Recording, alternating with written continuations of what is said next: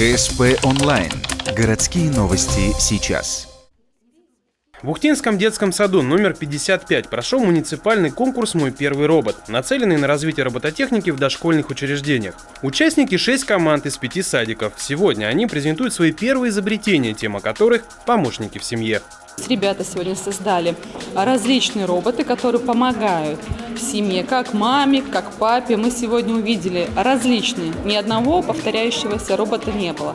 Для пущей убедительности участники совместно с педагогами и родителями выстроили не только программы для своих первых роботов, но и декорации.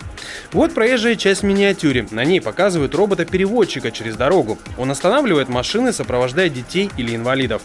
А рядом самый настоящий хомяк Хома, которого роботы развлекают и кормят. Жаль, зверек не приносит победу своему хозяину Кириллу. Первое место в конкурсе занимает команда «Помогаторы» из 7-го детского сада. Мальчишки Алексей и Влад придумали целых 3 робота, чтобы помогали всей семье. Так маме достанется робот-уборщик, папе помощник в гараже. Третий же займется детьми. Он робот-слуга. Он может приносить напитки, играть с нами, укачивать малышей в кроватке, еще многих других дел. Совсем скоро мальчишкам придется побороться за победу не в Ухте, а в Сыктывкаре. Там пройдет республиканский конкурс «Якоренок». Этот проект в Коме курирует Сыктывкарский педколледж. Сегодня представители этого учреждения в Ухте оценивают местный опыт. Именно с их помощью сюда пришла робототехника. А еще подписывают важный документ о сотрудничестве с Ухтинским управлением образования. Он включает в себя 20 пунктов.